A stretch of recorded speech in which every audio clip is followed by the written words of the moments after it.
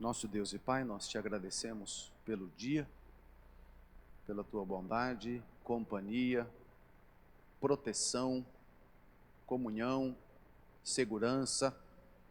Obrigado, Deus, porque estamos de volta aqui, neste lugar de celebração, onde nos reunimos com o intuito de fazer deste lugar um lugar de culto, né? Um encontro contigo, estudar a tua palavra, entendê-la e aplicar as nossas vidas de uma forma mais objetiva.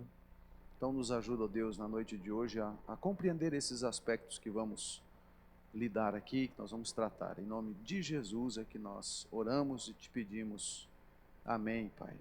Amém. Muito bem, eu quero entrar hoje no tema perseverança dos santos, e hoje é a última, aliás, a penúltima aula, né? O penúltimo estudo nosso. E eu vou retomar aqui alguns pontos que eu creio que são importantes para a gente firmar bem, entender bem, para passar para o próximo item, que é a perseverança, considerando que a perseverança, de uma certa forma, está ligada ao aspecto da santificação. Então, a santificação é um processo e a perseverança entra junto com esse processo de a gente viver uma vida para Deus, na medida em que a gente vai se afastando cada vez do pecado e se juntando cada vez mais ao Senhor, tá? Então esse quadro aqui os irmãos devem se lembrar dele, a semana passada eu mostrei, né, a ideia de um pecador que nasce, vive e morre em estado de pecado, sem a graça de Deus. Então essa é a condição espiritual desse indivíduo, né? Ele nasce fisicamente e ele vai até o dia da sua morte física, isso aí pode ser mais idade, menos idade, e o estado de pecado em que ele nasce, ele também se encontra, morte espiritual. Então, lembra que o pecador não está ferido, ele está o quê? Morto. A diferença de um morto para um ferido é que um você leva para o hospital, o outro leva para o cemitério. Um você sepulta, o outro você trata, né? O ferido está vivo, o morto está morto, né? Então, na condição de pecado, o estado de pecado, ele se encontra no estado de morte espiritual. Então, o sujeito nasce aqui fisicamente, em pecado, e, portanto, na condição de morte espiritual, e o dia que ele morre, nessa condição, ele aguarda aqui o juízo e a condenação eterna. Evidentemente, nós estamos colocando aqui morte física, do ponto de vista que da nossa existência sobre a face da terra, né? Mas Jesus pode voltar e pode pegar muita gente viva fisicamente, mas morta espiritualmente, né? Então aí na sequência o juízo e a condenação eterna. Então uma palavra que caracteriza esse indivíduo que nasce, vive, morre em estado de pecado é: ele nasce condenado, ele vive condenado, ele morre condenado e eternamente ele estará condenado, tá? Essa é a classificação de uma pessoa sem a graça de Deus. Muito bem. O outro quadro é o pecador que nasce em pecado, mas experimenta a graça salvadora de Deus. A gente considera que esse nascer em pecado, eu preciso fazer esse alerta. Nós nascemos na condição de pecadores, no entanto, pode ser o caso de que alguém, ao nascer, já nasça regenerado, como foi, por exemplo, o caso de João Batista, que no ventre materno já era cheio do Espírito Santo de Deus. Lembra disso, né? Então nós estamos considerando aqui a ideia do pecador nascer em pecado, exatamente nesse aspecto do nascimento físico, para que efeito didático, né? Então somente aqui um efeito didático. Então ele nasce fisicamente, e ele nasce na condição de estado de pecado, então ele também está na condição de morte espiritual. Então essa condição do pecador sem a graça de Deus, na morte física, ele continua condenado. Porém, para aquele que vai experimentar essas ações de Deus na vida dele, aí nós temos uma diferença que marca a salvação desse indivíduo, né, desse pecador. Então vejam, Deus o chama, e o chamado envolve todos esses aspectos, tá? Que começa, qual mesmo? Qual é o primeiro ato de Deus ao chamar alguém? Regeneração, certo? Eu não escutei aqui, mas é isso, né? Os irmãos falaram aí, regeneração. Então, o que é a regeneração? É o ato pelo qual Deus implanta a vida. Segue-se a regeneração, o que, irmãos? Se lembram? Novo nascimento. A regeneração é um ato inconsciente. A pessoa não tem consciência nenhuma de que ele é regenerado. O novo nascimento é quando o indivíduo entende alguma coisa, ele manifesta vida em relação a Deus. Então, o novo nascimento é um ato de Deus na vida dele, como resultado imediato da regeneração, mas agora ele já tem uma consciência, alguma coisa diferente aconteceu, e por isso ele se volta para Deus. Então, o voltar-se para Deus aqui é a conversão. Na conversão, ele percebe a sua condição de pecador, então ele tem arrependimento e ele crê, né? Então, a fé vem nesse aspecto aqui da conversão. Então, ele se volta para Deus. Quando ele se volta para Deus, o que é que Deus faz com ele? Deus o justifica. Deus não pode, digamos assim, tocar o pecador para abraçá-lo, porque o pecador está manchado de seus pecados. O que é que Deus faz? Deus o purifica. Então, todos os seus pecados, pecados passados, presentes e futuros, são resolvidos de uma forma imediata, completa, total, no ato da justificação. E ao ser justificado, o que é que Deus faz com esse pecador? Ele o adota, ele passa a ser filho de Deus, uma vez justificado, tá? E sendo adotado pelo Senhor, o que é que Deus faz? Deus implanta nele santificação, e a gente considera uma santificação definitiva. Isso aqui também para efeito didático. Houve tempo que o pecador não tinha santificação, e aí Deus implanta. Essa santificação que Deus implanta é de forma completa, ele passa a ser santo, ele é santo. No entanto, essa santificação definitiva inicia um processo que nós podemos chamá-la de santificação progressiva. Então, quando o pecador vai lutar contra o pecado para andar com Deus, para estar com o Senhor, para abandonar de fato e definitivamente o pecado. E enquanto a santificação progressiva acontece, também acontece o quê? A perseverança dos santos. Ele vai perseverar. Então, é esse o item que nós vamos dar uma olhada hoje à noite, tá?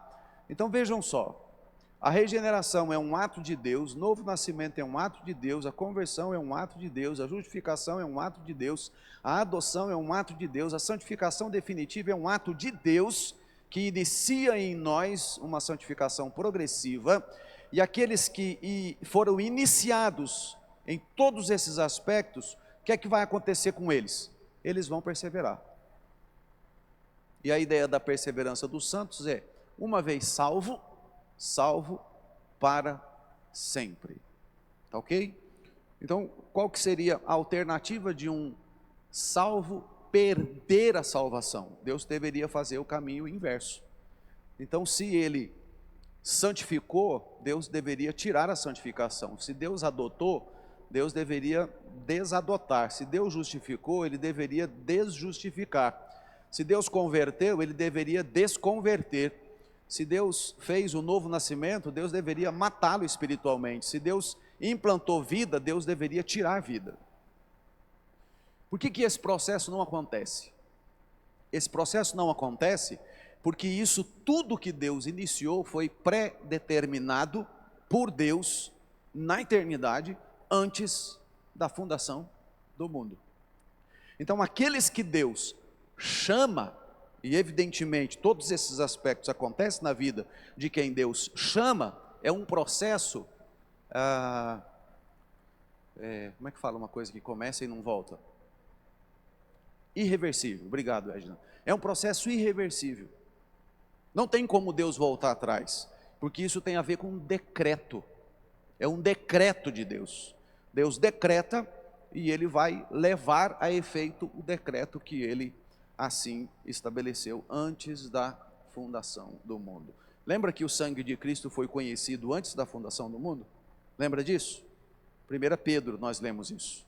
O sangue de Cristo foi conhecido antes da fundação do mundo, ou seja, Deus determinou que por meio da morte do Senhor Jesus Cristo, o seu povo seria salvo, lavado, justificado, enfim, todos esses aspectos aí. Então é um processo irreversível, Deus inicia e Deus vai terminar. É por isso que a gente encontra um texto como o de Filipenses: aquele que começou boa obra em vós, que vai completar.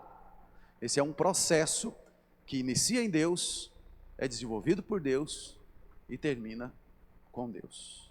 Tá ok? Tudo bem? Essa é a nossa estrutura. Muito bem.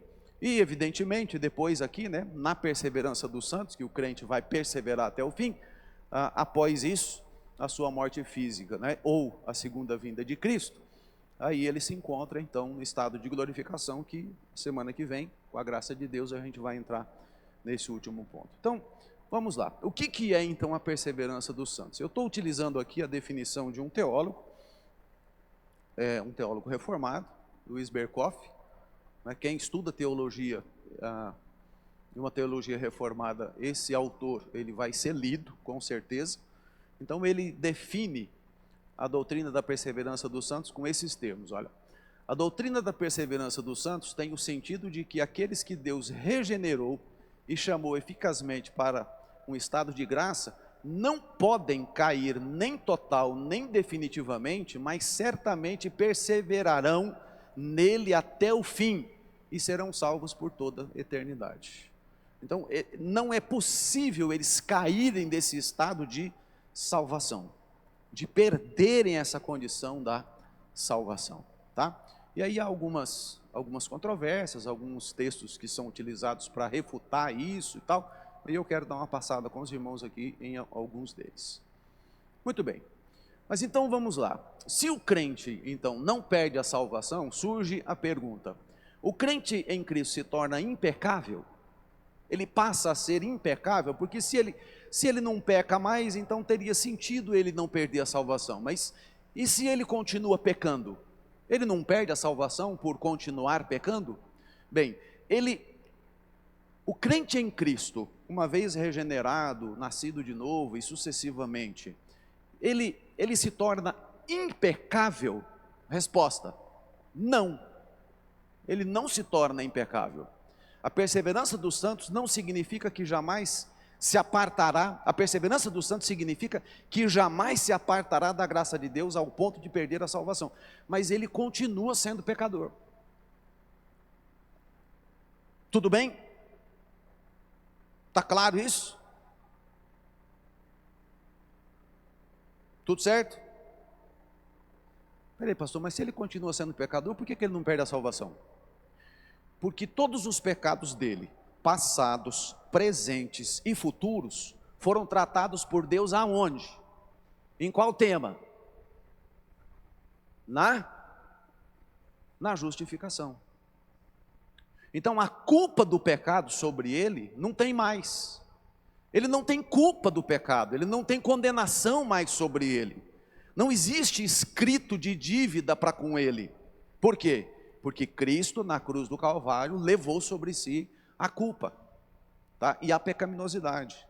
Então na cruz Cristo resolveu todos os pecados, os passados, presentes e futuros. Mas o pecador salvo ainda continua pecando contra o Senhor. Então dê uma olhada nesses textos. Por exemplo, Salmo 51. Vamos lá. Salmo 51. O que é que o salmista Davi faz nesse texto? Salmo 51, alguns versículos, olha, de 1 a 4. Ele diz assim: compadece-te de mim, ó Deus, segundo a tua benignidade, e segundo a multidão das tuas misericórdias, apaga as minhas transgressões. Lava-me completamente da minha iniquidade e purifica-me do meu pecado. Pois eu conheço as minhas transgressões e o meu pecado está sempre diante de mim. Pequei contra ti somente, fiz o que é mal perante os teus olhos, de maneira que serás tido por justo no teu falar e puro no teu julgar. Olha o versículo 12. Restitui-me a alegria da tua salvação e sustenta-me com um espírito voluntário. Olha o 17. Sacrifícios agradáveis a Deus são um espírito quebrantado, coração compungido e contrito não desprezarás, ó Deus. Então você tem aqui o salmista Davi, um ascendente de Jesus Cristo, que no Novo Testamento é chamado de homem segundo o coração de Deus, confessando seus pecados diante do Senhor. Purifica-me do meu pecado. Um crente, um homem de Deus, um homem segundo o coração de Deus, um homem que é ascendente de Jesus e que recebeu da parte de Deus a promessa de que ele teria um reinado eterno e que se cumpre em quem? Na pessoa de Jesus Cristo, o descendente da mulher que passa pela genealogia aí de Davi, tá? Então ele ora a Deus, e se existe alguma coisa que Davi perdeu, o versículo 12 explica, ele perde o quê? No versículo 12, a alegria da salvação, ele não perde a salvação.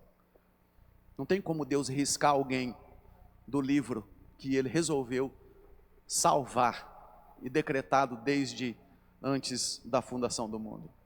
E o versículo 17, olha, sacrifícios agradáveis a Deus são um espírito quebrantado, um coração compungido e contrito. Esse Deus não despreza, um coração contrito. Então veja, o crente, ele vai pecar contra o Senhor. Deus não tirou ainda dele a capacidade de pecar. Quando é que Deus vai tirar do crente a capacidade de pecar? Aqui, ó. Se você não quer pecar mais contra Deus, você precisa morrer, literalmente. Bater com as botas, né? Assim que o pessoal fala. Ou Jesus precisa voltar. Enquanto você não partir desse mundo, e enquanto Jesus não voltar, você como crente, ainda sobre a face da terra, você vai continuar pecando contra o Senhor. Olha o outro texto. 1 João 1, 8 até 2. 1 João 1, 8 até o capítulo 2, versículo 2.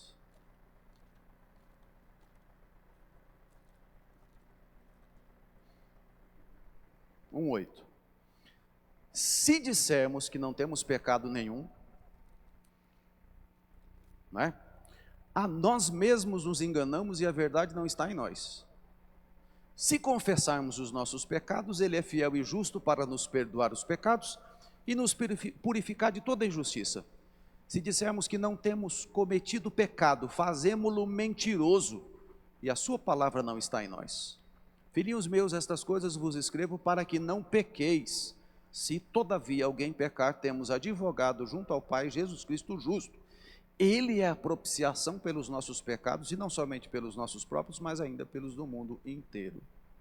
Tá? Então, o que é que esse texto, João, está dizendo para nós? Ele está dizendo para nós que não tem como, a gente vai continuar pecando contra o Senhor.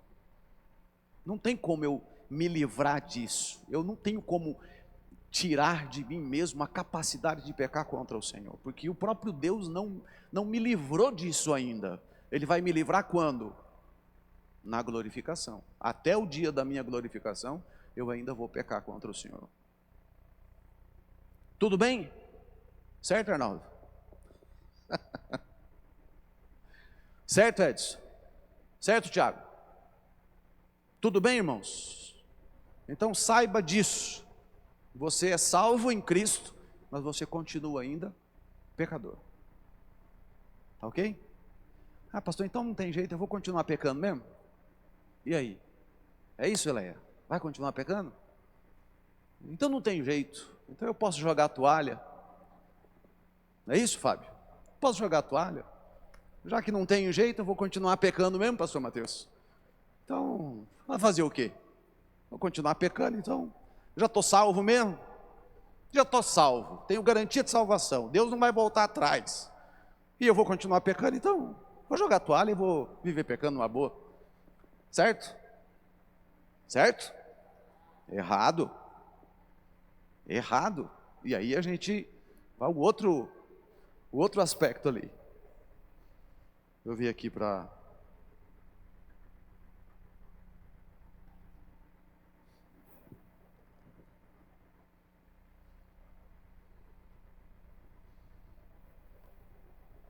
pastor. Boa noite. Boa noite. A minha dúvida é assim, eu sempre ouvi isso. Muitos serão chamados e poucos serão escolhidos. Ok. E aí, onde é que entra? Isso que eu não entendi agora. Muitos são chamados e poucos são escolhidos. Porque você falou que os chamados, o de Jesus, né, não volta atrás, né? Ok. Se foi chamado, por que poucos serão escolhidos? Ok. A gente entende essa questão, Kelly, na perspectiva assim, o chamado, ele é feito indistintamente para todos. É um chamado externo. Mas os escolhidos mesmo são aqueles em que são chamados internamente. Então você prega o evangelho para um montão de gente, mas não são todos que vão entender o evangelho e vão vir. E você tem um exemplo, digamos assim, clássico, na cruz, onde Cristo foi crucificado ao lado de dois malfeitores, né?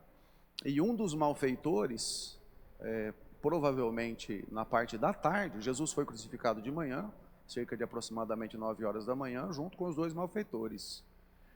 E o texto bíblico diz que os dois malfeitores diziam os mesmos impropérios, essa é a palavra traduzida, para Jesus. Eles ridicularizavam de Jesus, eles tiravam sarro de Jesus, eles brincavam com Jesus, tipo assim, você é o Cristo, desce da cruz.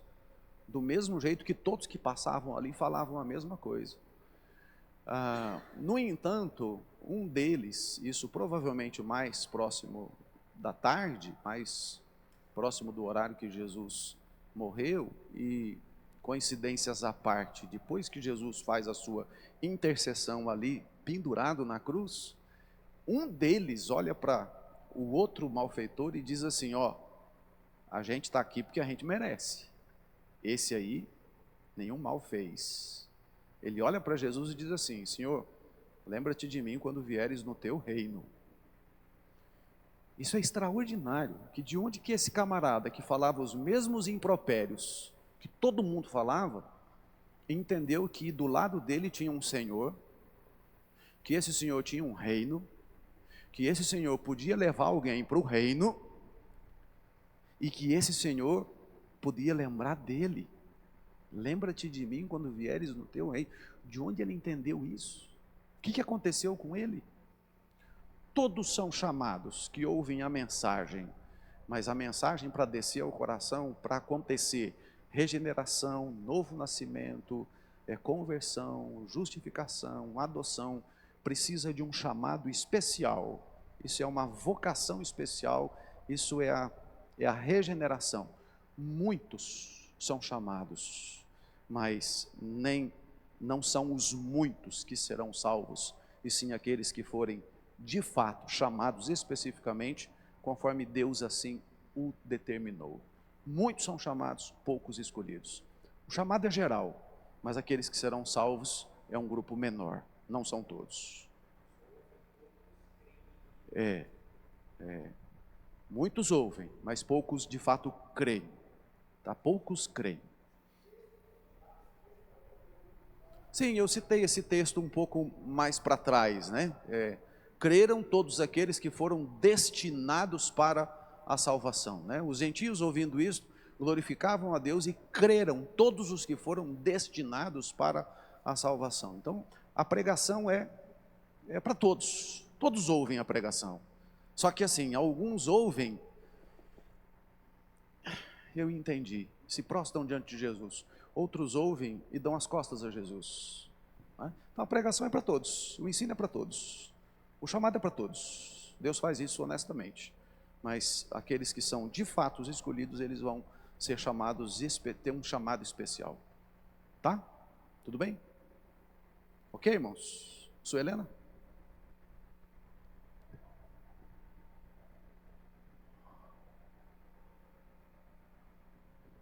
Esse é um assunto que realmente me deixa assim a pensar. Se todos são chamados e só aqueles que creem é que são escolhidos. Fala mais perto do microfone. Se isso. todos são chamados e só aqueles que creem são os escolhidos, então aqueles que creem já são os escolhidos. Sim. Certo? Sim. Então, é um agir externo Isso. dentro Do daquela pessoa, certo? Isso, exatamente. Ah, entendi. É isso mesmo. Tá bom. Porque o ponto de partida é sempre, a gente sempre volta nesse ponto. O pecador não está ferido, o pecador está morto. Então, como é que um morto pode dar vida a si mesmo? Qual era a chance de Lázaro sair de dentro do túmulo sozinho, a partir de si mesmo, por sua própria força? De 0 a 10, qual era a chance? 0. Por que ele sai? Porque Jesus fala assim: vem para fora. Aí ele vem. Se Deus não chamar o pecador no seu estado de morte espiritual, ele nunca vai vir. Não importa, ele nunca vai vir. Ele está morto, ele não está ferido. O ferido, você trata. O morto, sepulta. É por isso que no Novo Testamento, esse processo todo de salvação é chamado de ressurreição espiritual. Nós fomos ressuscitados juntamente com Cristo. Essa expressão, ressurreição espiritual, engloba todos esses aspectos, regeneração, todos esses aspectos, né, a gente pode considerar. Tá? Mas é isso mesmo. Se não houver algo que vem de Deus, de fora para dentro, para fazer essa obra internamente, não tem salvação. É impossível ter salvação. Tá ok? Obrigada. Podemos ir adiante? Tá. Então vamos lá. O pecador, então, em Cristo, né, salvo, ele torna-se impecável? Sim ou não? Não, ele vai continuar pecando, tá? E aí, então, a gente vai tentar responder a pergunta agora. Então, se eu já estou salvo, né, uma boa, né, sim, eu posso, então, né, posso, né? Não, não pode. Aí, então, a gente trata o seguinte, olha, o crente em Cristo fica com liberdade para pecar? Outro dia, já faz um certo tempo, o presbítero Fábio usou um termo que eu achei muito legal, né? Assim, é a ideia do salvo-conduto, né? O crente tem um salvo-conduto na mão para pecar, à vontade, quanto que ele quiser, né? Já está salvo mesmo. Então, o crente em Cristo fica com liberdade para pecar? Não, não fica com liberdade para pecar. A perseverança dos santos não significa liberdade para pecaminosidade, para libertinagem, tá? E aqui a gente tem um monte de textos que a gente pode provar isso, mas eu selecionei alguns. Vamos lá. Filipenses 1, 21 a 23. Filipenses 1, 21 a 23. Esse é um texto maravilhoso. O apóstolo Paulo entendeu que ele era pecador, perdido, condenado. Ele entendeu o evangelho, foi regenerado e todos esses aspectos aconteceram com ele. Quando ele entendeu isso, qual é a declaração dele? 1, 21. Porquanto para mim o viver é Cristo e o morrer é lucro. Entretanto, se o viver na carne traz fruto para o meu trabalho, eu já não sei o que hei de escolher. Ora, de um e de outro lado eu estou constrangido, tendo o desejo de partir e estar com Cristo, que é incomparavelmente melhor. Qual é a perspectiva de Paulo? Bom, eu fui salvo, eu fui regenerado, eu nasci de novo, eu fui convertido, eu fui justificado, eu fui adotado pelo Senhor, eu fui santificado. O meu viver é Cristo. E se eu morrer, é lucro, porque se eu morrer, eu vou partir dessa vida para estar com Cristo, o que é incomparavelmente melhor. Pensa na perseverança dos santos usando esse texto. Eu já estou salvo, eu seguramente estarei com o Senhor, é tão somente uma questão de tempo.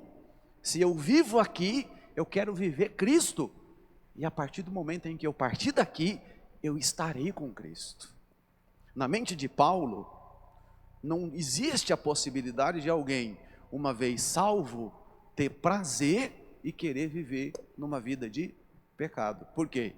Porque agora eu sou de Jesus, eu vou viver para Jesus, porque eu estarei com Jesus na glória eternamente, e eu não quero nem esperar chegar na glória para viver com Cristo, eu quero viver com Ele aqui e agora. Então eu vou dedicar a minha vida a Ele, eu vou perseverar na vida e na morte, é assim que eu vou viver.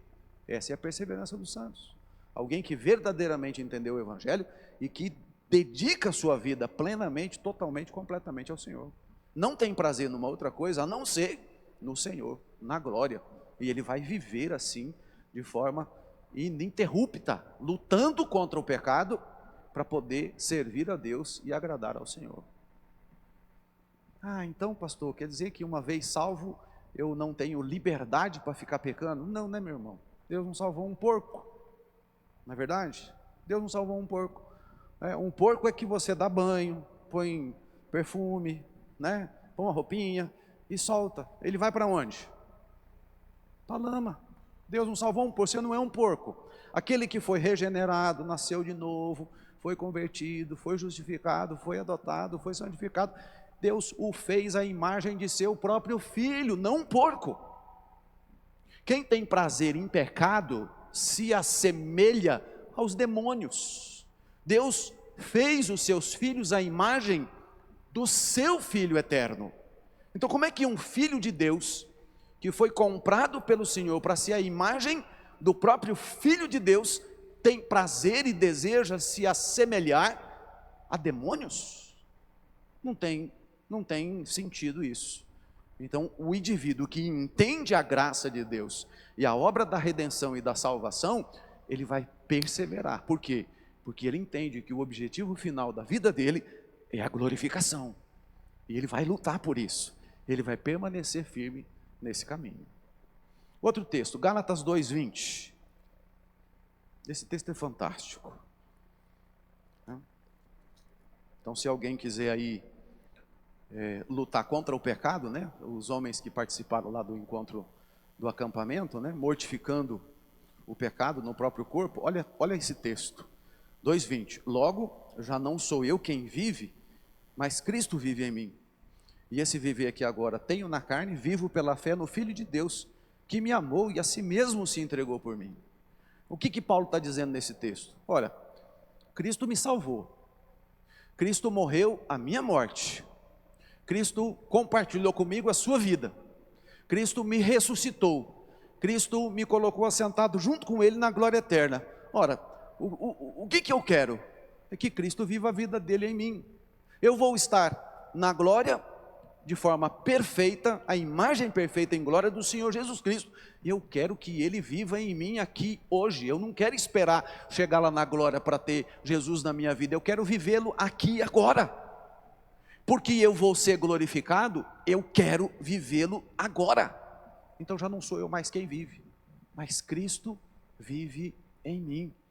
Perceba o aspecto da perseverança dos santos aqui. Uma vez salvo, salvo para sempre. O crente entendeu a graça de Deus e que todos esses aspectos aconteceram com ele. O que ele vai fazer? Qual é o desejo dele? De viver para o Senhor, de dedicar a sua vida para o Senhor, de que Cristo viva a vida dele, nele. Olha o outro texto, 2 Coríntios 5,17. E assim, se alguém está em Cristo, é nova criatura, as coisas antigas já passaram, e eis que se fizeram novas. Pensa na perspectiva da perseverança dos santos nesse texto, irmãos. Então, se alguém está em Cristo, é uma nova criatura, ele foi feito de novo. Lembra do estado anterior?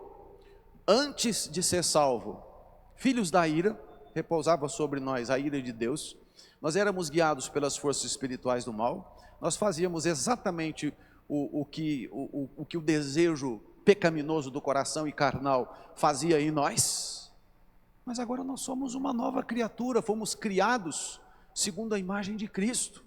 Então, se eu fui criado segundo a imagem de Cristo, eu não quero mais voltar para fazer o que eu fazia antes, no tempo em que eu era filho da ira, no tempo que repousava sobre mim a desobediência, o andar de acordo com o império das trevas. Não, eu estou longe disso. Deus me arrancou daquele lugar.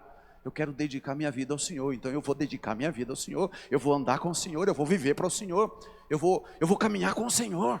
Eu quero dar as costas para o pecado, e eu vou fazer isso, porque Jesus Cristo me salvou. Percebem? Gálatas 5, 16 a 26. Gálatas 5, 16 a 26. Aqui nós temos duas listas, né? Digo, porém, andai no Espírito, e jamais satisfareis a concupiscência da carne.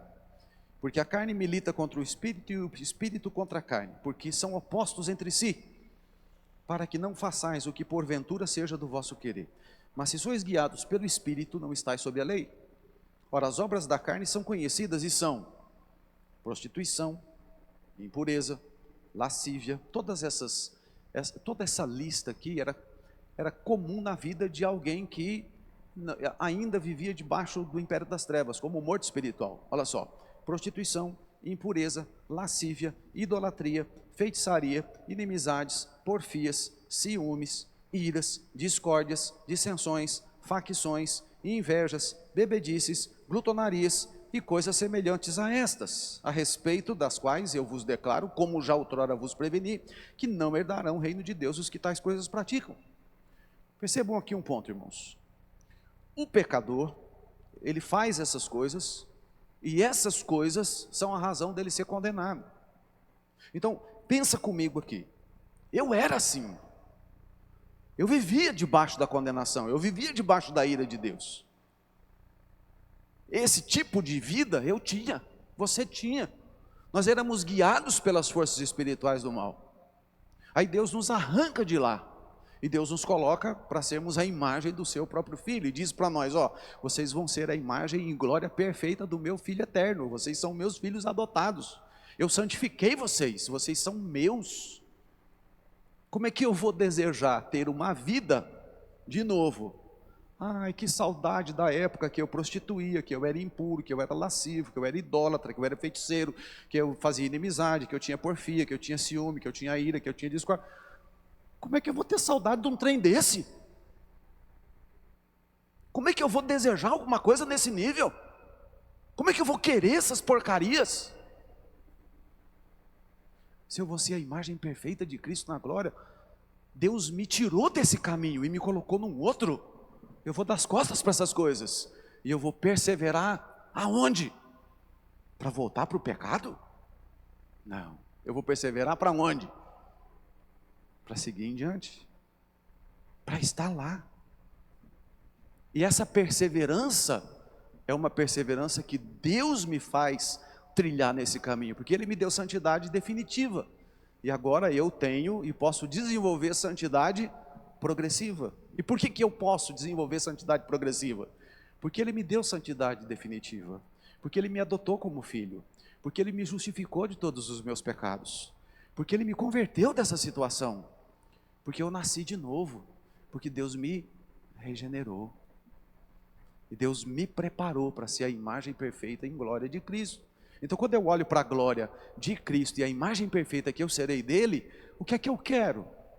O que é comum esperar de alguém que entende que em Cristo ele é tudo? Ele vai desejar chegar lá, e ele vai se esforçar o máximo que ele puder, como se dependesse dele, embora ele tenha consciência de que essa obra toda é uma obra que Deus o faz perseverar. Tá? Agora vejam, por outro lado, o fruto do Espírito, versículos 22 em diante. O fruto do Espírito e observem, as obras estão no plural.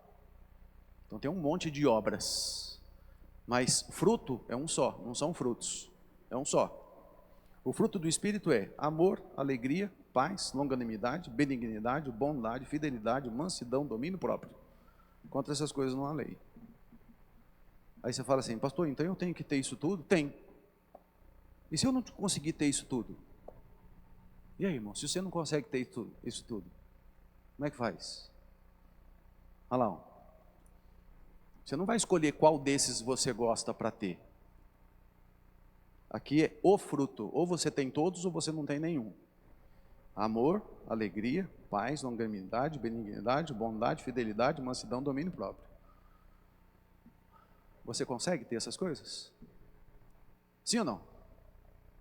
Consegue ou não consegue? Não. Se a gente não consegue, então a gente não pode ir para o céu. Então, é por isso que a gente precisa de um Salvador. Porque Ele faz tudo isso de forma perfeita. E Deus vai me tornar a imagem em glória perfeita dEle. Eu posso tropeçar e não conseguir isso de forma perfeita enquanto eu estou aqui. Mas vai chegar um dia que eu serei perfeito, a imagem perfeita, em glória perfeita daquele que é já glorificado. Amém, queridos? Então, quando eu olho para a glória de Cristo e o que eu vou ser na glória, do lado de cá está o pecado, do lado de cá está o caminho para a glória. Para onde é que eu vou pender, gente? Ai, que saudade da minha vida de pecado. Não tem sentido. Não tem o menor sentido. O que eu vou querer? Eu quero ir para lá. Eu posso até dar uma tropeçada, eu posso até dar uma desviada, mas sacrifícios agradáveis a Deus são o quê? Um coração compungido e contrito. Pelo Evangelho, eu me volto para o Senhor, levanto e continuo, porque eu sei que eu serei a imagem perfeita em glória do Cristo glorificado. Os irmãos estão entendendo isso? O meu caminho é a glória. Linha de chegada.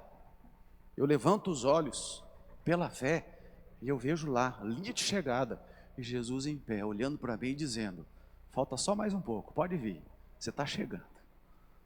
E quando eu vejo Cristo olhando para mim, e que tudo já foi feito pelo Senhor, e que está consumado, eu encontro força para caminhar, e para não retroceder, para não voltar atrás. Está claro isso, Karina? Está claro isso aí? Certo, Jorge?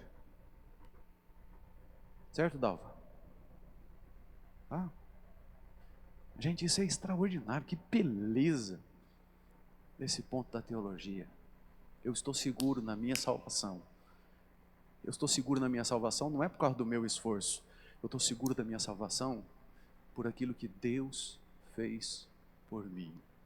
E considerando o que Deus fez por mim, eu vou perseverar até o fim. Ok? Vamos seguir. Então veja, o crente em Cristo fica com liberdade para pecar? Não, claro que não. É óbvio que não, não tem menor sentido alguém dizer assim: ah, Cristo me salvou, estou seguro, ai que bom, eu posso pecar à vontade. Não, não pode não. Não tem sentido, é incompatível uma coisa com a outra. Tá bom? Vamos lá. Santificação e perseverança dos santos. Esse quadro vocês já conhecem, mas eu quero retomá-lo, tá? Para firmar bem aí na mente dos irmãos. Então nós estávamos no império das trevas, e aí então, através de Jesus Cristo, Deus nos tira do império das trevas, e Deus nos transporta, né, para o reino dele. Então nós somos levados, Jesus invade o território do inimigo, o império das trevas, nos toma de lá, nos leva para o reino do Filho do seu amor. E evidentemente, o que eu era, ficou aqui. Agora aqui é o que eu sou. Se eu estou aqui, Deus já me colocou aqui, Deus já me cercou com o seu Espírito, sou selado para o dia da redenção. O meu comportamento por meio de Cristo, pelo Espírito em relação ao Pai, é dizer não a tudo que eu deixei para trás, e eu vou perseverar nesse caminho. O que eu quero é estar aqui, o que de fato eu quero está aqui e não aqui. Então a santificação e a perseverança do santo tem tudo a ver, porque eu vou perseverar em manter os meus olhos fixos na glória, e eu vou dar as costas ao pecado, mas eu não tenho garantia em mim mesmo de que eu não vou escorregar, não vou pecar contra o Senhor. Se dissermos que não temos pecado, nós mesmos nos enganamos. Filhinhos, essas coisas vos escrevi para que não pequeis, esse é o ideal. Mas se alguém pecar, lembra de Jesus Cristo, o justo, ele é a propiciação pelos nossos pecados. Tá ok, irmãos? Tudo certo? Tudo bem? Bom, e aí então entra alguns textos, né, que são um pouco, às vezes, né, podemos imaginar que são um pouco difíceis da gente respondê-los, né? Então, se a gente de fato não perde a salvação, pastor, como explicar alguns textos? Por exemplo, Hebreus capítulo 6, versículos 4 a 6. A gente estudou esse texto aqui, né, quando estudamos a carta de Paulo aos Hebreus.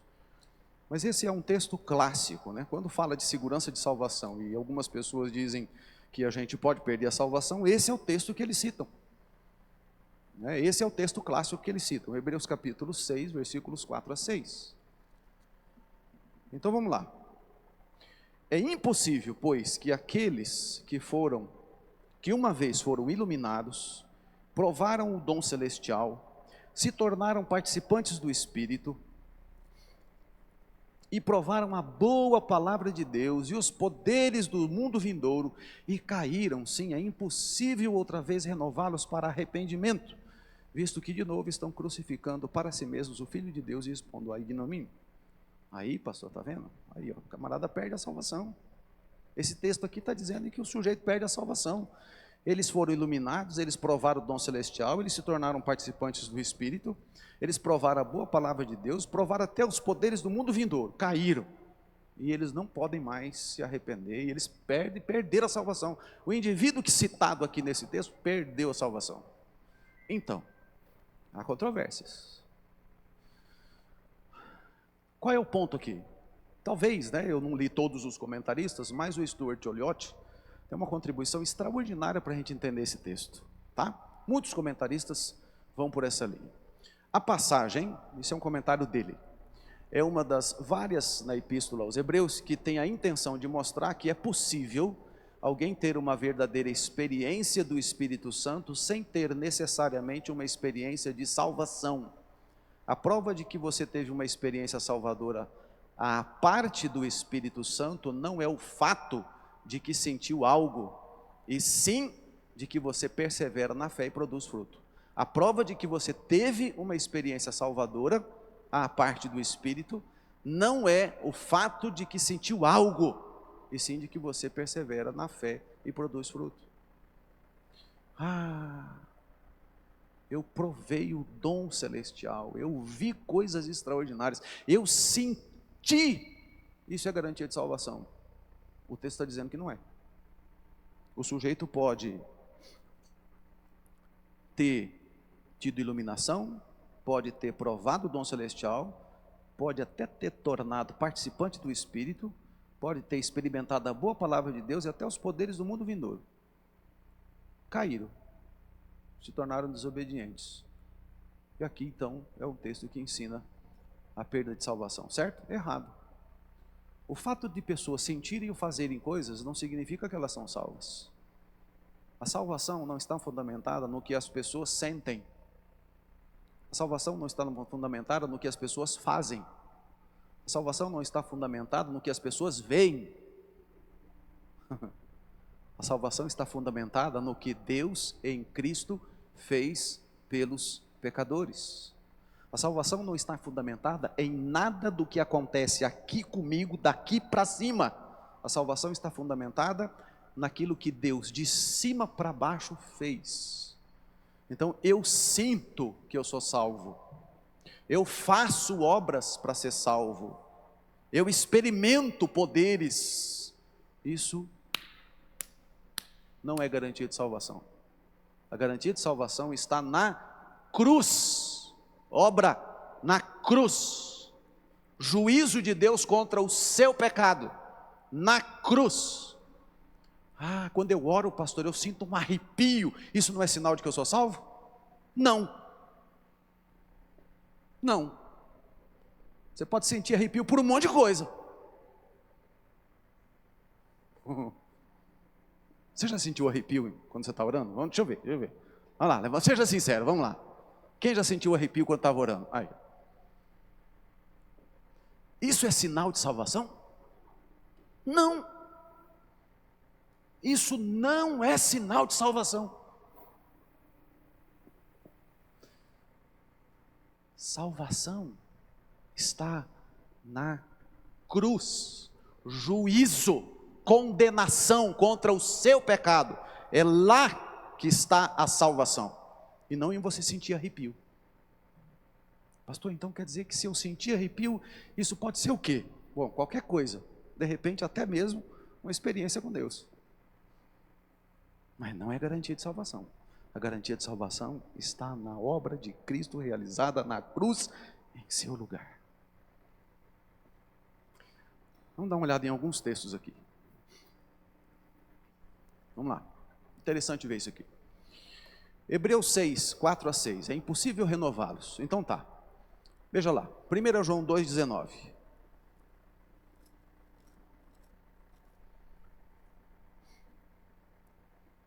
1 João 2,19.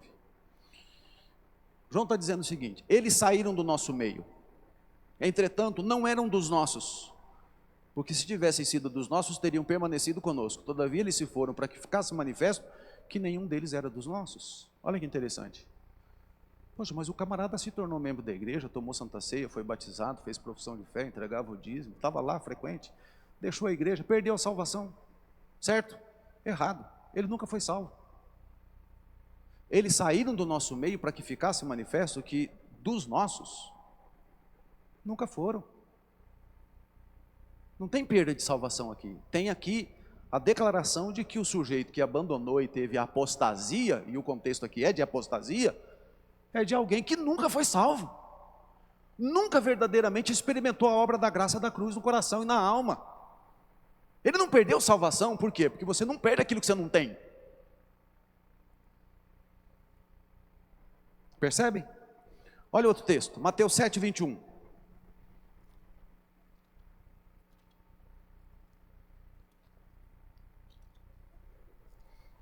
Mateus 7, 21. Jesus falando acerca dos falsos profetas, ó. Nem todo que me diz Senhor, Senhor, entrará no reino dos céus, mas aquele que faz a vontade de meu Pai que está nos céus. E segue. Muitos naquele dia hão de dizer-me, Senhor, Senhor, porventura não temos nós profetizado em teu nome? Em teu nome não expelimos demônios, e em teu nome não fizemos muitos milagres?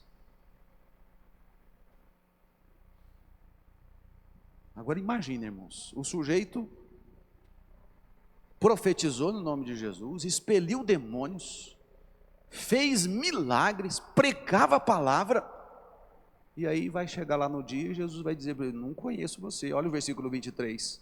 Então lhes direi explicitamente, nunca vos conheci, apartai-vos de mim os que praticais a iniquidade. Esse indivíduo aqui está sustentando a sua salvação em cima do quê? Eu preguei, eu fiz milagres, em teu nome eu fiz milagres, em teu nome eu até expulsei demônios. E aí Jesus vai olhar para ele e vai dizer assim,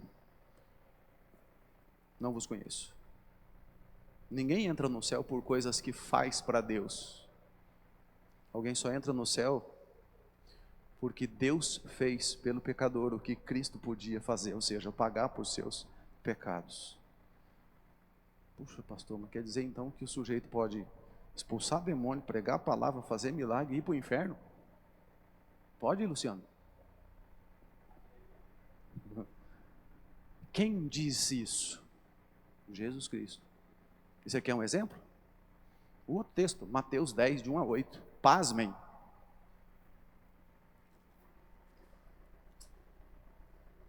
Mateus 10, de 1 a 8. Tendo chamado os seus 12 discípulos, deu-lhes Jesus autoridade sobre espíritos imundos para os expelir e para curar toda sorte de doenças e enfermidades. E aí então o texto passa a relatar o nome deles. Ora, os nomes dos 12 apóstolos são esses. Primeiro Simão, sobrenome Pedro, e André, seu irmão. Tiago, filho de Zebedeu, e João, seu irmão. Filipe, Bartolomeu, Tomé e Mateus, o publicano. Tiago, filho de Alfeu, Tadeu, Simão, o Zelote. E quem mais? Judas Iscariotes. E olha a qualificação dele, que foi quem o traiu. Judas era um desses que Jesus deu autoridade para expelir espíritos imundos e curar toda sorte de doenças e enfermidades. Judas foi para o céu? Sim ou não?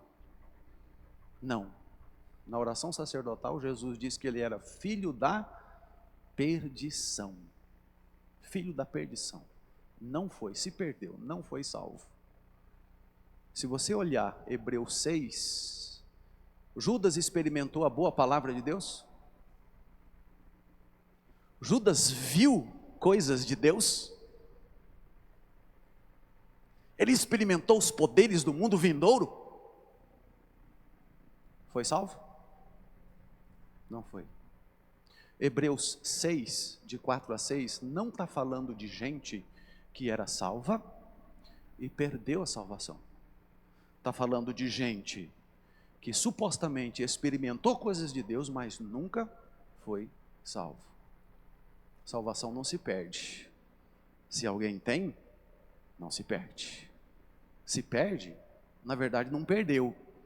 É porque nunca tinha tido antes. Tá?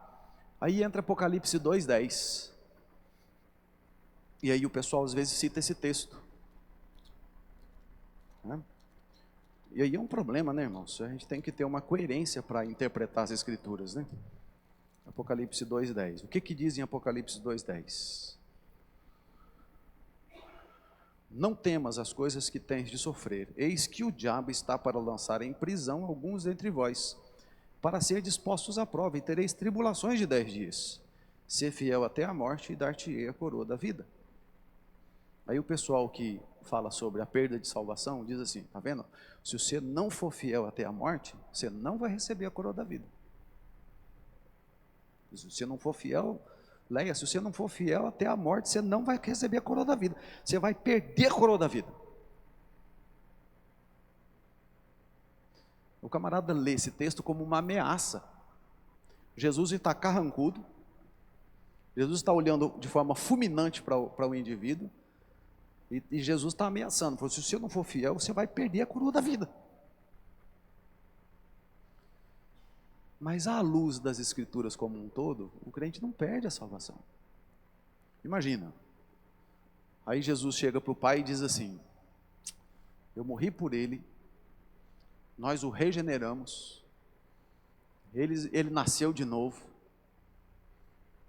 olha, ele converteu, teve arrependimento genuíno, sincero, fé, foi justificado de todos os seus pecados, ele foi meu irmão, o Senhor o adotou como meu irmão, nós santificamos, mas ele não foi fiel, então não foi salvo, perdeu a coroa da vida. Se Jesus chegar para o Pai e disser isso, Jesus está dando ao Pai um atestado de incompetência. Eu morri por ele, mas infelizmente não consegui salvá-lo. Uma obra fraca. O que Jesus está dizendo nesse texto é o seguinte, irmão, a coroa da vida já está guardada, já está garantida. Olha para frente, você vai ser glorificado, você vai receber das minhas mãos a coroa da vida, falta só mais um pouco, permaneça fiel. Percebe? É aquele negócio, né?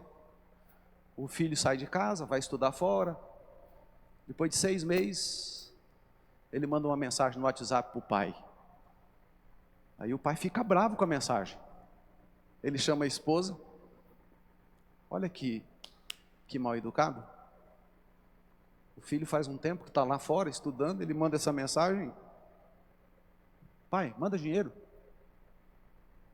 aí a mãe dá uma olhada no WhatsApp e fala, não, mas o nosso filho não falou isso não, como não, está escrito aqui, não, nosso filho falou assim, ô pai, me manda um dinheiro,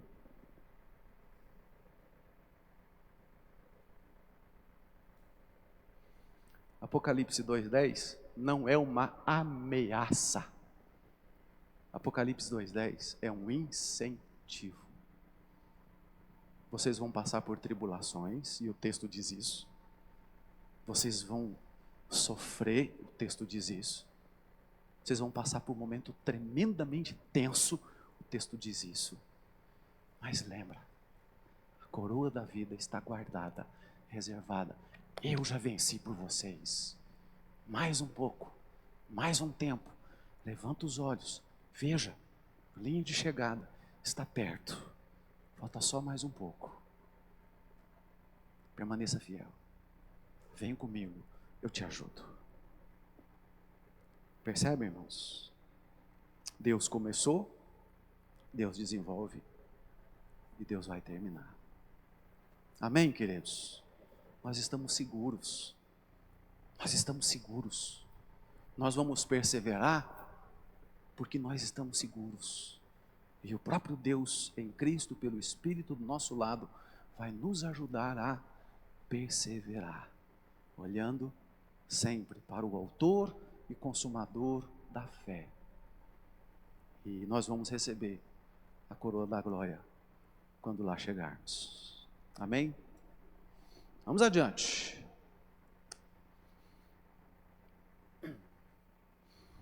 Objeções, né? 2 Pedro 2, 20 a 22. Esse é um outro texto que as pessoas também utilizam, né?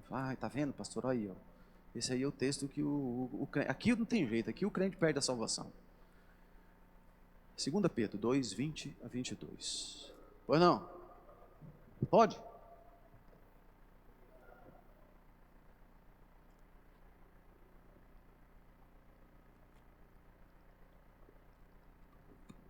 Desculpa interromper, pastor, que a Pode Dayana falar. chamou a atenção aqui para o Apocalipse, no versículo 11, 2:11. O vencedor de nenhum modo sofrerá dano da segunda morte. Uhum. Ela me perguntou o que é segunda morte, mas eu não sei. A segunda morte é a condenação eterna, né? A segunda morte é a condenação eterna. É a ausência completa, né? Separação completa de Deus eternamente. Tá? Então, assim, já está garantido para vocês. Eu já garanti a salvação de vocês. Vocês não vão ter dano nenhum de condenação. Está tudo certo. Comigo aqui está tudo certo. É como se Jesus... Nós estamos correndo a carreira cristã. Né? Correndo a carreira cristã. E de repente a gente vai dar uma desanimada. Aí Jesus se posta do lado da gente e fala, vamos. Espera aí um pouquinho. Aí ele vai lá na frente, na linha de chegada, e ele começa a gritar para a gente, pode vir, eu estou aqui, estou aguardando, venha. Não tem dano, já está sacramentado, já está consumado. É uma questão de tempo. Tá? Essa é a segurança que nós temos. Vamos lá, 2 Pedro 2, 20 a 22.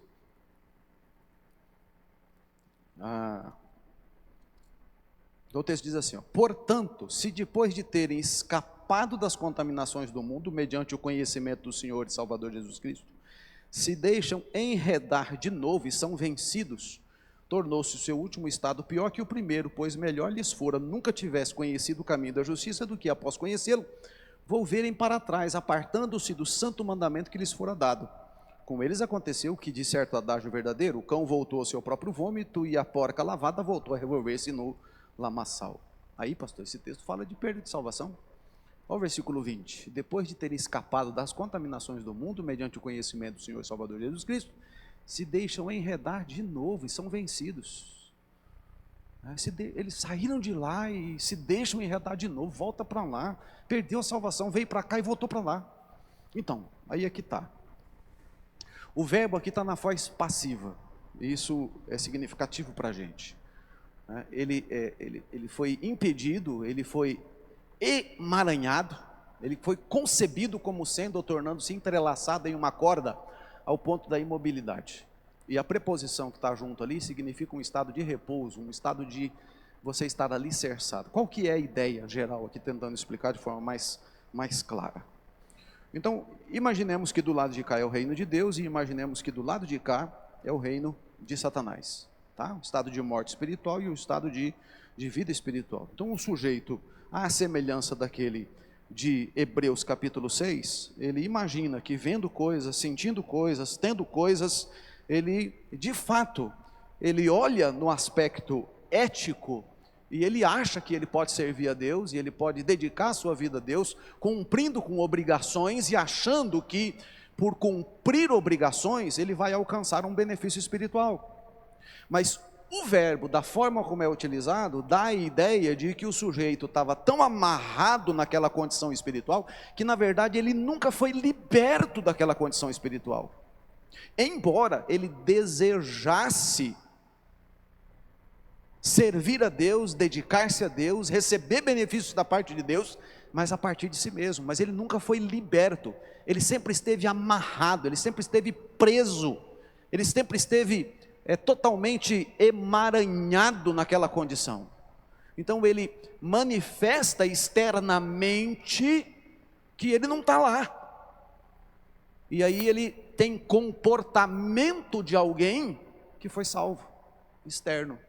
O que acontece com ele depois de um tempo? Ele sai daqui e ele simplesmente volta para lá. Isso é a apostasia. Ele nunca saiu de lá, porque ele nunca foi liberto de lá. Ele sempre esteve lá. Ele tinha uma aparência. Quem é que se encaixa nisso? O Judas. Quem é que ia falar que o Judas ia ser o cara que ia trair Jesus?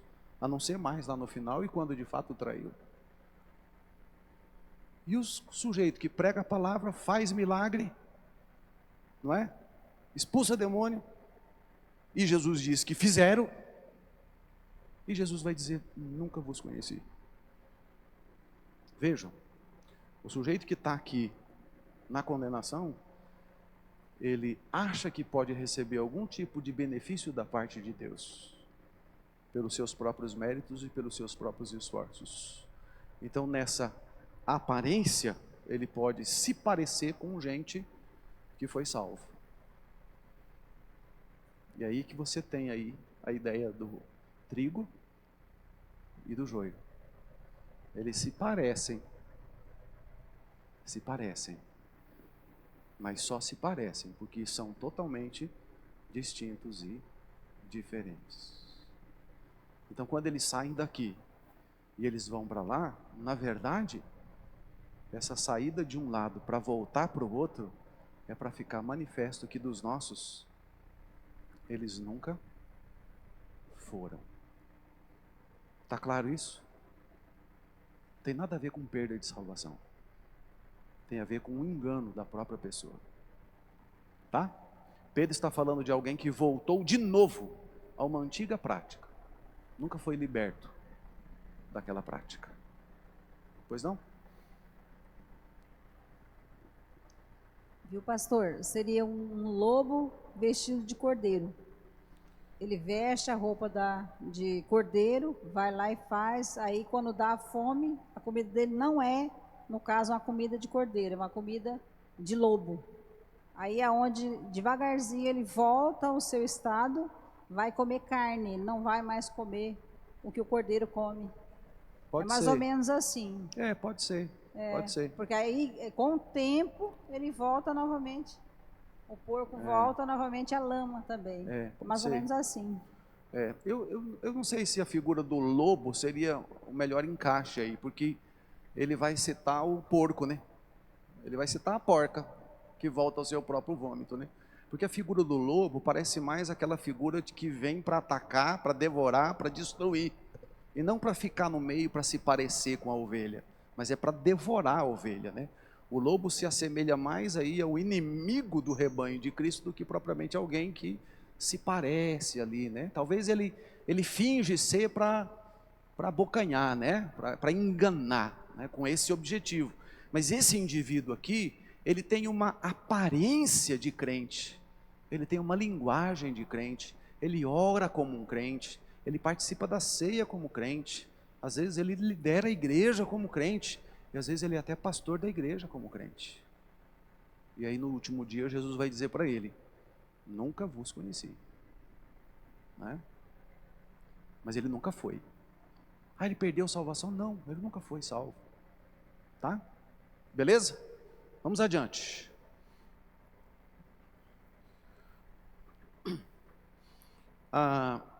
Então, irmãos, a perseverança dos santos mexe com a gente no seguinte quadro. Eu vou apenas fazer um adendo aqui, mostrar um aspecto a mais que não tem no quadro anterior, mas é praticamente o mesmo, tá?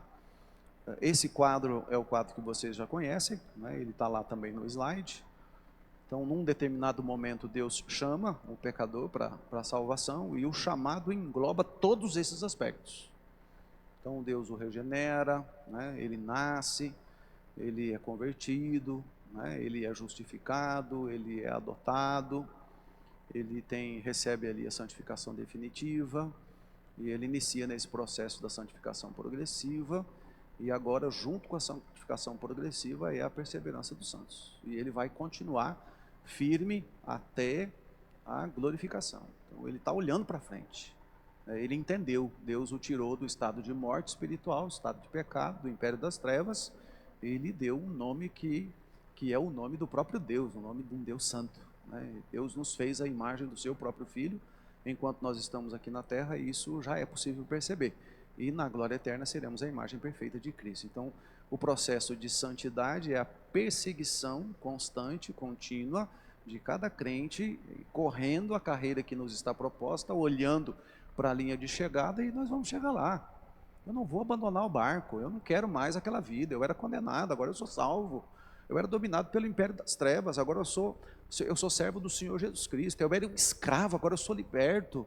Eu era filho da ira, agora eu sou filho de Deus. Eu era um cidadão do inferno, agora eu sou um cidadão do reino dos céus. Eu vou perseverar, o que me importa é isso. Não importa o que aconteça comigo, eu vou dedicar minha vida para o Senhor, e eu vou perseverar até o fim, e a minha vida vai ser uma vida de santidade e de compromisso com o Senhor. Então, por isso que a ideia da santificação progressiva e a perseverança dos santos, elas acabam caminhando juntos ali, né? E eu vou ficar firme, e eu vou perseverar, e essa perseverança é produto da graça e da vontade de Deus sobre mim. Vejam, não é pelas coisas que eu faço, eu não vou ser salvo porque eu permaneço fiel, percebem? A perseverança dos santos, uma vez salvo, salvo para sempre, não é porque eu sou fiel a Deus, não, eu sou fiel a Deus, então eu sendo fiel a Deus eu serei salvo. Isso é obras, não é pelas obras. Eu vou ser fiel a Deus porque eu já sou salvo. Eu não vou ser fiel a Deus para ser salvo, eu vou ser fiel a Deus porque eu já fui regenerado, nascido de novo, tudo isso. Então eu vou perseverar, porque eu vou chegar lá na glória eterna, tá? Muito bem, então o quadro aqui do crente é, num período da vida dele, ele nasce e vive nessa condição de condenado, ele experimenta essa obra toda, regeneração, né? Novo nascimento, conversão, justificação, adoção, santificação definitiva, e esse momento aqui é o momento da santificação junto com a perseverança dos santos, tá? E a gente aguarda então a glorificação, tá ok? E esses dois momentos aqui caminham juntos, a santificação progressiva com a perseverança dos santos. Então, qual é o período de tempo em que eu estou vivendo? Onde eu estou, irmãos? Eu já fui regenerado? Sim ou não? Sim ou não? Já fui. De forma completa? Sim ou não? Sim. Completo. Regeneração plena, completa, já realizada. Novo nascimento. Eu já nasci de novo? Completo? Ou eu fico nascendo de novo todo dia? Não, é uma vez só. Já nasceu para Deus. Já é de Deus, já nasceu para o Senhor. Conversão. Já fui convertido? Sim ou não? A conversão acontece várias vezes? Não, é completa, já aconteceu. Eu já me voltei para o Senhor. Justificação, todos os meus pecados já foram resolvidos? Sim ou não? Sim, completo, pleno, absoluto, não é parte, é completo. Adoção, eu já fui adotado? Ou Deus fica avaliando se vale a pena me adotar ou não? Como é que é? Já fui adotado? Sim ou não?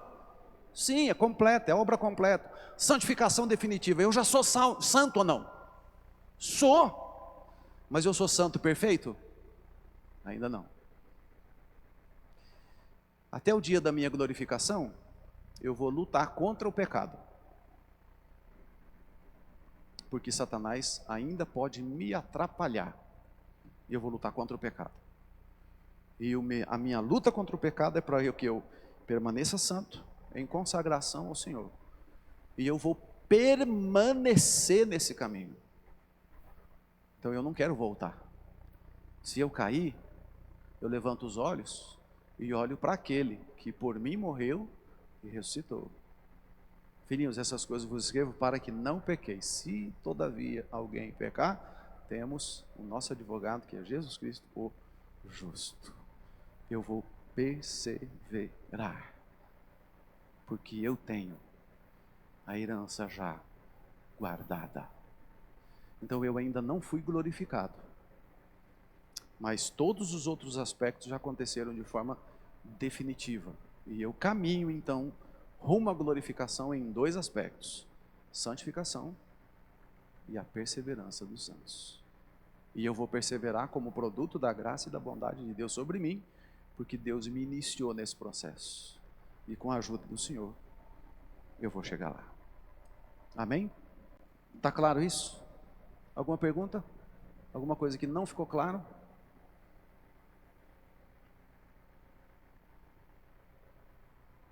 Beleza? Quem? Edson? Quer falar?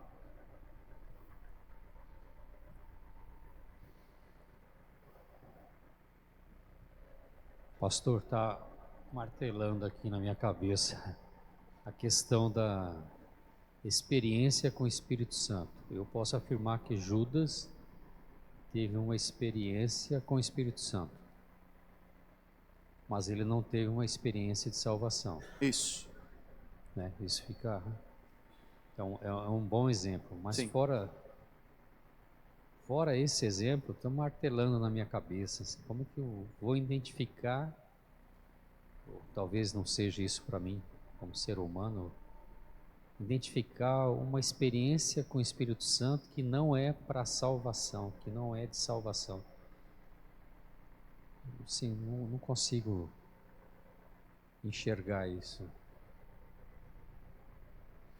Eu acredito que uma resposta a essa questão, Edson, a linha é uma linha bem fina. Mas isso precisa ficar muito claro para a gente.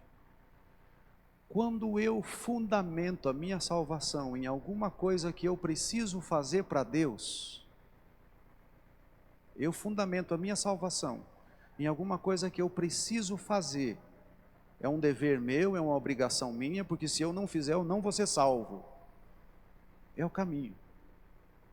Então o sujeito pode entender uma pregação, o sujeito pode, de repente, ter uma experiência com o Espírito de Deus, e ele continuar achando que as obras dele, as coisas que ele faz para Deus, são o fundamento de sua salvação.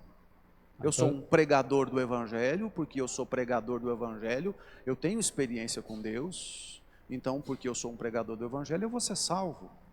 Porque Deus me usou numa oração para alguém ser curado, a minha oração que eu fiz foi instrumento de Deus para curar o indivíduo. Então quando eu chegar diante de Deus e apresentar esse tipo de credencial para o Senhor, não, mas eu preguei a vida toda no púlpito da igreja, como líder espiritual de uma igreja inteira, eu preguei. Então, assim, o que me salva são as coisas que eu faço para Deus, ou o que Deus em Cristo fez por mim. Esse é o ponto que distingue um verdadeiro crente daquele que não é. Então ele pode chegar à conclusão que a experiência que ele teve com o Espírito Santo foi por uma ação dele, pessoa. Não pode ser tido mesmo uma experiência do próprio Deus na vida dele. Você tem isso. Deus não usou e não fez uma experiência com uma mula. Então, Deus chama Ciro de meu servo, um pagão, para o cumprimento dos propósitos do próprio Deus. Deus usou o profeta Balaão, um ímpio, não é? E Deus usou inclusive as mãos de Judas para realizar milagres. Mas essas coisas que as pessoas fazem, elas não são fundamento de salvação. Se eu tiver que carregar um fio de cabelo para ajudar na minha salvação, já não é graça, é obra. Eu tenho que me render.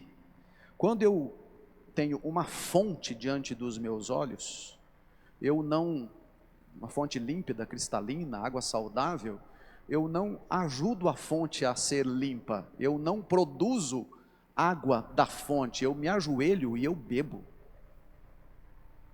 Então a salvação vem de Deus, não vem de mim, é de cima para baixo, não é de baixo para cima. Qualquer tentativa que eu fizer, por mínima que seja, de achar que Deus vai me abençoar por alguma coisa que eu faço para Deus, eu estou anulando a obra de Cristo em meu favor. Então, essa é a convicção que a gente precisa ter. Pastor, mas eu não sei se eu sou salvo ou não. Então começa avaliando isso. Você crê na salvação porque você faz coisas para Deus se impressionar com você, para Deus então te dar salvação? Ou você é salvo porque você se ajoelha diante de Deus e você simplesmente se prostra diante dele, se rende a ele por tudo aquilo que ele fez por você? Esse é o caminho, tá? E a gente nem tem como avaliar isso.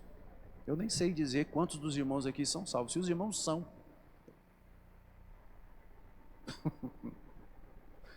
Teve alguns aí que me olharam com cara feia. Mas eu tenho. Eu posso dizer se o irmão é salvo ou não? Eu espero que seja. Eu espero que nós nos encontremos todos lá na glória. Mas isso tem a ver com a obra de Cristo. Deus não me ama mais, Edson, se eu fizer algumas coisas boas para Deus.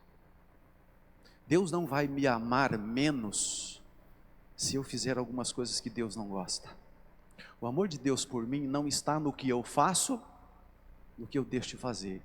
O amor que Deus tem por mim não é aumentado ou diminuído dependendo do jeito que eu vivo. O amor de Deus por mim está nele, em ele resolver me amar apesar de eu ser quem eu sou. Essa é a glória, essa é a beleza. E de Deus me pegar e me transformar na imagem perfeita de Cristo em glória, que eu vou ser na eternidade. Quando eu entendo isso, e a obra da cruz faz tudo isso por mim, eu vou dar as costas ao pecado, e eu vou perseverar até o fim, porque eu vou chegar lá. Ok? Ajudou ou não? Ok, irmãos? Mais alguma questão? Não? Pois não,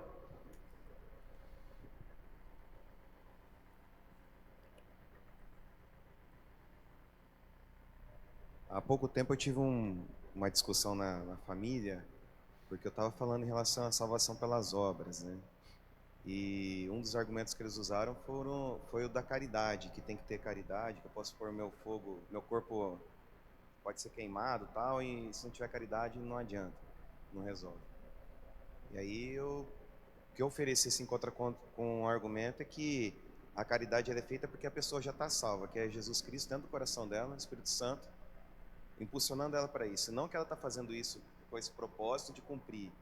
Foi certo o argumento que eu usei? Sim, então, tá. Perfeito, corretíssimo. Há uma diferença muito grande em você... Você tem uma torneira que está pingando. A torneira está pingando. Como é que você resolve o problema da torneira pingando?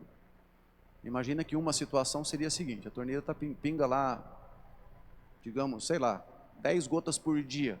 Você passa lá, está molhado o chão. O que você faz? Você vai lá e limpa a água que pingou lá, certo? Aí no outro dia você vai lá, está pingando de novo, você limpa a água. Né? Como é que você resolve esse problema? Limpando a água sempre? Troca a torneira. Troca a torneira, que vai resolver. Tá? Então vamos lá. A salvação é a torneira ou é a gota que está pingando?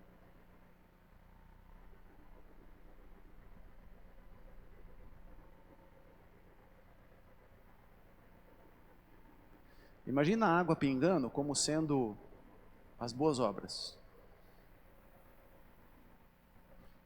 As boas obras é a torneira ou é o resultado da torneira? É o resultado da torneira. A salvação é a torneira. Pela torneira passa a água. A água é a boa obra. Ela só vai sair se houver salvação e for aberta. As boas obras passam pela vida daqueles que verdadeiramente foram salvos. Isso glorifica a Deus. Quando o ímpio... Ajudou isso aí? Ou complicou mais? Ajudou? As obras de um ímpio, elas são ofensa a Deus. Os ímpios pecam contra Deus e até as boas obras são pecaminosas para Deus. Por quê? Porque os ímpios fazem boas obras com o objetivo de receber benefícios de Deus. E isso Deus se ofende. Deus diz assim: o meu filho é o preço do perdão do seu pecado. Aí o pecador chega para Deus e fala assim: mas eu comprei uma cesta básica, dá para o senhor me abençoar com a cesta básica? Deus fala assim: o sangue do meu filho foi o preço pago para lavar os seus pecados. Aí o sujeito chega para Deus: eu comprei uma dúzia de coberta no fim do ano para dar para uns pobres, dá para o senhor me abençoar por causa dessa uma dúzia de... Percebem? Até as boas obras do ímpio, ele está acumulando ira de Deus contra si mesmo, porque as boas obras são maculadas por intenções malignas. Ele quer comprar Deus com essas obras. Então, as obras são resultado na vida de alguém que foi salvo. Isso glorifica a Deus. Tá? Não sei se a torneira ali ficou... Acho que é... Que exemplo mais bobo, né? Tá? Vou pensar num exemplo melhor. Tá bom? Beleza, irmãos? Tá ok? A semana que vem é o nosso último encontro. Vamos ver quem que vai perseverar até o fim aqui. Né? Aí a semana que vem, então, a gente parte lá para a glorificação. É um pouco difícil falar sobre a glorificação, viu, irmãos? Por que é um pouco difícil falar sobre a glorificação? É porque é falar sobre alguma coisa que não aconteceu, né? Vai acontecer só depois que Jesus voltar. Então a gente tem um vislumbre, mas é assim, bem difícil da gente falar sobre a glorificação. Mas o que a gente sabe é que vai ser a bênção plena, completa. Nós vamos ser a imagem perfeita em glória de Cristo. Tá ok, irmãos? Podemos encerrar? Então tá, eu vou pedir que alguém nos eleve a Deus uma palavra de oração voluntária. Fique em pé aí, o Edileno leva o microfone até você. Você pode fazer uma oração de agradecimento a Deus pela obra de Cristo e por tudo que Deus tem feito por nós.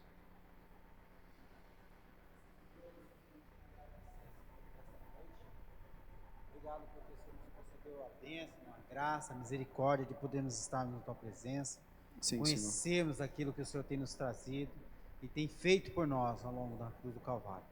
Nós queremos Te agradecer pelos entendimentos, pela sabedoria que tem nos dado. Amém. Nós Te agradecemos e Te louvamos, ó Pai, no nome santo do nosso Senhor Jesus. Amém. Amém, Pai. Uma boa semana a todos. Amanhã a gente tem reunião de oração, se os irmãos quiserem vir para orar, né, seria bom.